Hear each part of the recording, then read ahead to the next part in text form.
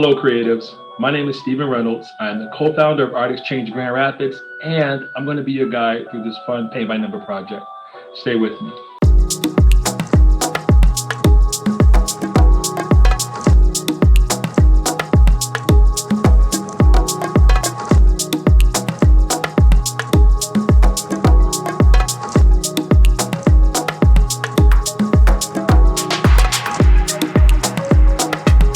So before we get too far into the paint by number projects, definitely want to give a shout out to ATI, Above the Influence, and the Kent County Prevention Coalition for connecting with Art Exchange and inviting us to participate in this really cool paint by number project. We are honored and thrilled to be here. Also, want to give a shout out to all of you. Thank you for showing up. Thank you for participating, and really hope that you enjoyed this creative process and the paint by number kit. Okay, enough talk. Let's get creative. Let's first begin by going over the materials and the tools that you're going to need to complete your paint by number project. Included in your kit, of course, is your paint by number canvas with the image and the ATI logo on it. You should also have your paint pods, and you should also have your paint brush. All of these items are included in your kit along with the paint by number instructions. Items that you're going to need that are not included in your kit includes paper towels and a cup of water. Okay, creatives. So now that you have all of your tools and materials ready to go, I just want to pause and provide a little bit of context about what we're doing. What is a paint by number? So the paint by number is this image that's been transposed onto a canvas or a board with light markings on it that indicates an area to paint. So within that area to paint, it's divided up into different numbers, and each number corresponds to a color. And when you add the color to the numbers, you create a full, complete image. Interestingly, the paint by number design or idea was created right here in the state of Michigan. That's right, it was created in Detroit in 1950. Okay, so now that we have that out of the way, let's talk about where to start our painting. There are many different places to begin your painting. You can start from the top and then work your way to the bottom. You can start with the dark colors first and then move into the light colors. You can just start with the numbers. You can start from 1 and work your way all the way up through 12. You can start in the top right corner or in the middle. It's really up to you where you'd like to start. The possibilities are endless. For this demonstration, I'm going to start with the detail portion of the paint by numbers. So if you look in here, there's a lot of detail, small areas to paint in the paint by number kit. So that's where I'm going to start. And I'll save the larger areas for last. The type of brush that we're using is called a pointed round brush. So you can see that the tip is pointed and that it also has a rounded kind of shape to it.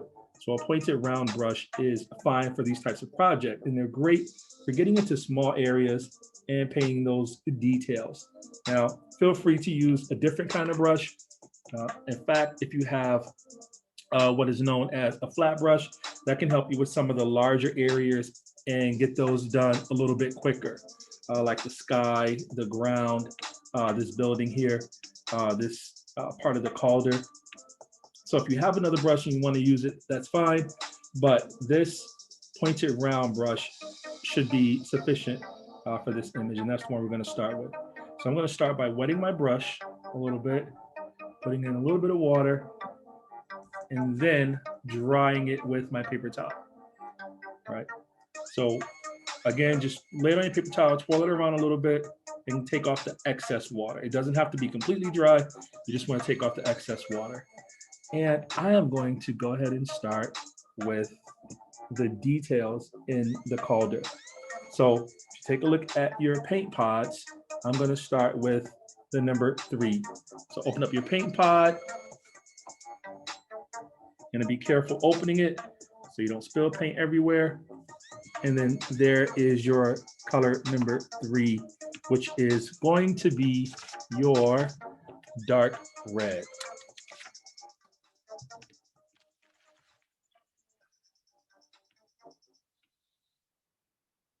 So there's your color number 3, which is going to be your red. So you dip your paintbrush. Don't be afraid to get as much paint on the paintbrush as you want.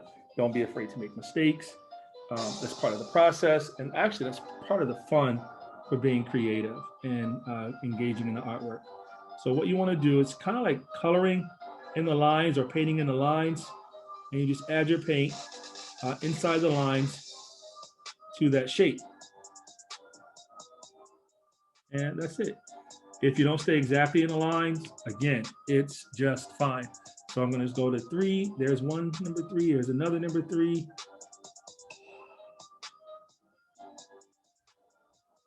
With one of the things that I love about the pointed round brush is when you press hard on the brush, it gets wider. And when you have a light, gentle touch to it, it gets smaller and pointier.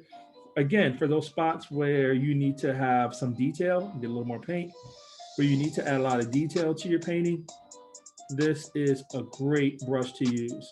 It works with oils, works with acrylics, and there are even some pointed round brushes for watercolors as well. So there, in just that quick, we have 2 sections done.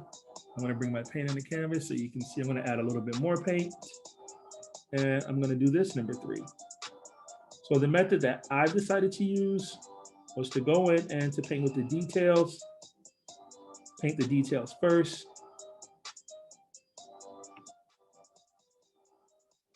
And then go to the bigger bits and pieces of the painting. And I don't know if you can see this or not on the video, but when I get close to the edge, because I want to stay inside of the numbers, at least I do. If you don't. Again, it's part of the fun process of painting, right? Make this painting your own. In fact, you don't even have to use the color scheme that we've provided. You can use your own color scheme. But if you notice, when I get close to an edge, I pull up and use just the tip of the brush. And when I want to do a big section, I push down a little bit harder. You see the difference in the line? Up here, my line is way thinner. Down here, my line gets wider. And I do the same thing here. And I push down when I get to the center because I have more space to use there. And you're going to continue using your 3 until you've filled in all of the 3s, or you're ready to move on to a different color. Sometimes you might get bored with just using the same color. You might want a little bit of variety. Feel free to switch it up whenever you're ready. When you do switch paints, you definitely want to rinse off your paintbrush, and I'll show you that in just a second. I'm going to go ahead and paint this large area right here with the 3 and the red. Twist your brush a little bit to get all the paint off of the brush. So you use all the paint that's on the brush. Get a little bit more. Different techniques for different brush strokes that you can use. You can use short, like really quick, short strokes, like so, or you can use more elongated brushes, which is going to create a smoother look to your painting. Whereas shorter brush strokes will give it a rougher look. Whereas the long strokes will give it a more smoother finish. So it's up to you on how you want to add the paint to your canvas and what technique, what brush stroke technique you would like to use. To complete this entire image, and I've done this image several times now, it can take anywhere between 20 to 30 minutes to do the complete rendering.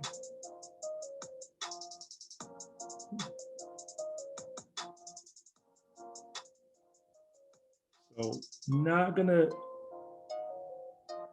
do the complete painting with you, but I will show you a complete rendering by the end of the video, or towards the end of the video. And our calder is just about finished. And if you need to turn your canvas, flip your canvas different ways so that you can get a better angle on particular sides of the shape, you can turn your canvas and flip your canvas and move your canvas around so that you can get the better angles. Okay. So there it is. I have successfully completed the 3. Now, as you can see, you still have a ton of paint left. You have enough paint left to go over this 3 or 4 or 5 coats. It just depends on how the saturation you want. Depends on if the markings are smooth enough for you. You have options to go back over it. So for the sake of time, I'm not going to go over this completely, but I just want to show you the difference with layering your paint. Now, the nice thing is that this is acrylic, so it's going to dry super fast. It's one of the reasons why I love working with acrylic, because it does dry fast and allows me to move through my painting a little bit quicker compared to like an oil. And of course, watercolors dry fast also.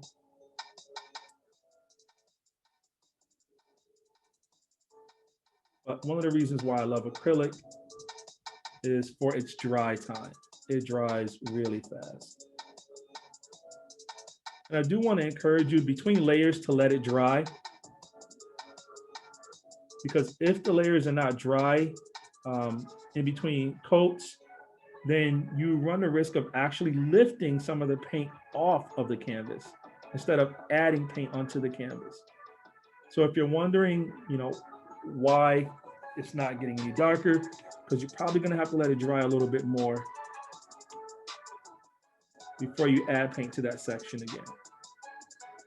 So just move on to a different number or a different color. I'm going to flip my canvas over so I can get these numbers a little bit better, get to an area that I want to get to.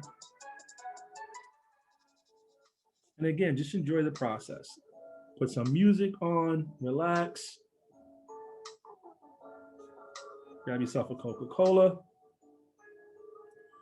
or some water or some Kool-Aid, maybe a snack, and just sit down with your friends or by yourself and just create your own little space, your own little world. You kind of just forget about everything that's going on and just be in your creative place. One of the great things that I love about painting and doing art is that time will just pass you by. You forget about all the things that you got going on, all the different distractions, and it's kind of like therapy. It's cathartic. You don't even think about or worry about your problems. Again, there's enough paint here, guys. Don't be afraid to load up your brush. Now I'm ready to move on to a new color. This is the fun part also, is cleaning your brush. So this is what I said I was going to talk to you about, cleaning your brush. To clean your brush, you simply just add it to your cup of water and watch this fun, cool water change colors on me. And now I have a light pink water. Maybe don't show up on my camera as well, but that's the fun part too. So again, it doesn't take much, just to put it in a cup, twirl it around a little bit. That's perfectly fine. That's good enough. Get your paper towel, take off the excess. You can roll it around. Here, if you want to, you can squeeze it a little bit. But there it is. That's it. So now your paintbrush is clean. And now you can move on to the next color. So I am going to do 8. So I'm going to close my 3. When you're done with your paint pot and whatever number you're working on, I want to recommend that you close it out and shut it completely. That way it does not dry out. Your paint does not dry out, and it'll last a little bit longer, a lot longer really. So now let's switch over to 8. Again, so I'm going to work with you guys on the calder and get most of the calder done with you. And I'm going to let you guys create on your own. But then you open up your pot, be careful when you open it so that your paint doesn't spill out everywhere. And now I have a nice clean brush ready to go for the next color. Again, don't be afraid to get paint, to load your paint up nice and heavy. Or if you prefer to load it on lightly, that's fine too.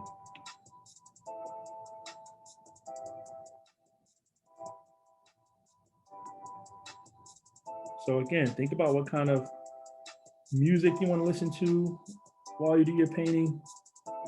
Maybe you have your favorite TV show on in the background, maybe a sports game, or maybe nothing at all. Maybe you like to create in silence. I usually have some kind of music going on in the background, but I'm usually painting by myself though. That's something I've noticed, is that I don't mind being alone, especially during my time of creativity. I think I focus a little bit better on the work that I'm doing. So not only am I the owner of Art Exchange Grand Rapids, I am also an artist. And if it's all right with you guys, I'd like to show you some of my work after we are done painting the 8. So one of the things you might be noticing is that the calder is painted in different colors, or at least it seems to be painted in different colors, right? We know the calder, when we go downtown and look at it, it's just red, right? The reason why this is showing up in different colors is because of the way the sunlight interacts with color, right? So when we took this photo with our models here, right? Our incredible, fun models. This is Kamora, this is Charles, and this is Cornelius, local Grand Rapids kids. Were racing to the Calder. But during that time of day when we took this image, the sun was hitting the Calder in different ways. And there was different parts that were shaded, and there was different parts that were directly exposed to the sun. And so the sun will distort the coloring.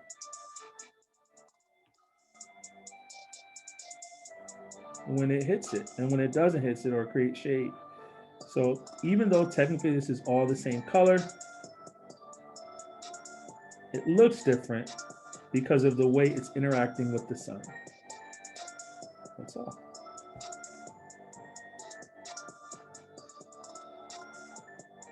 Again, load your brush, twist, stroke,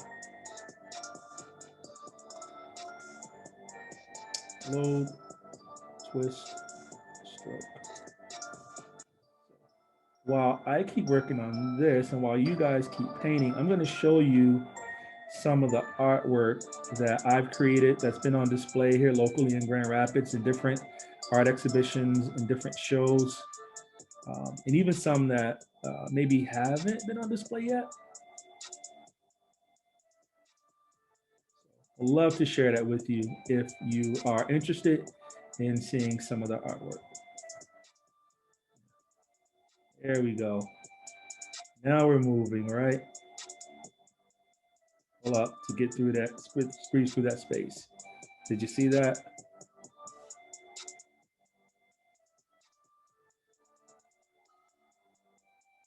So I started with the detail from the middle out to create my image.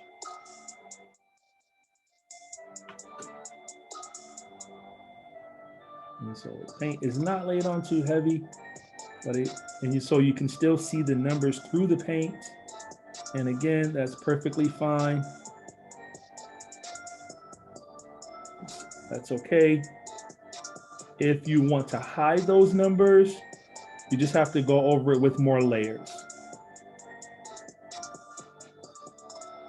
But if you do that, again, let it dry. Otherwise, you're just going to pick the paint right back off of the canvas.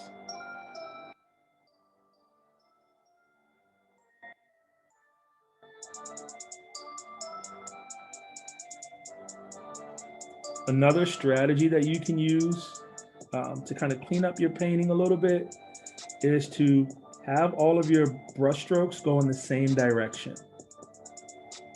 It just creates a much cleaner, neater look.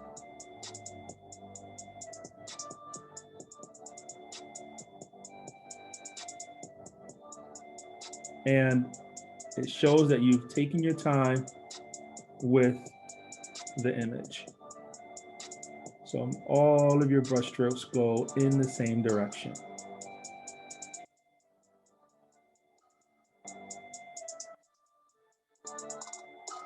When you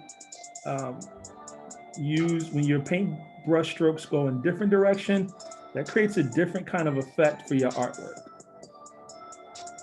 So you can paint in different directions. It just depends on what effect you're trying to create. And so there are the 8s. And again, if I wanted to, I can add another layer. And you can see that the colors pop a little bit more with that next layer. So imagine if I added a 3rd or 4th layer, how vivid and how bright and saturated those colors would be.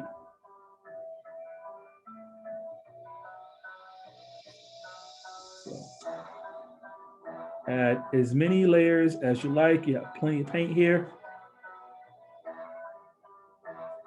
to create your masterpiece. Oh, in case you're wondering, this runner up front, Charles, he won the race, which makes sense. He's the older brother, so.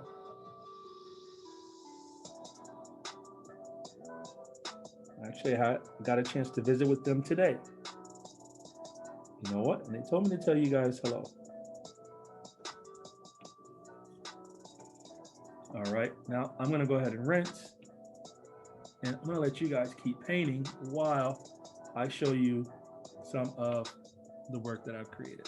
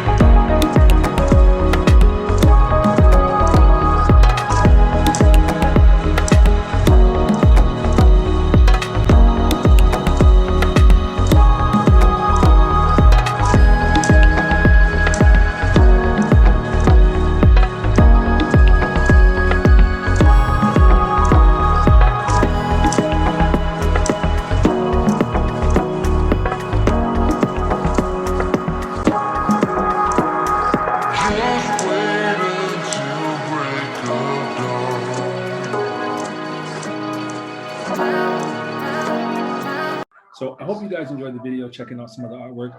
I love to share my work, and hopefully you do too. After we're done creating this masterpiece, share it. Post it to your Instagram if you're online, if you have social media. Share it with your family, show it to your parents, and just have some conversations about the work that you've done. So let's get back to creating. So I am going to speed up the video so that we can finish the painting and then you can see what it looks like fully rendered. Again, I am honored to have been with you today to kind of guide you through this paint by number process. I wish you guys the best. I wish you well. Peace.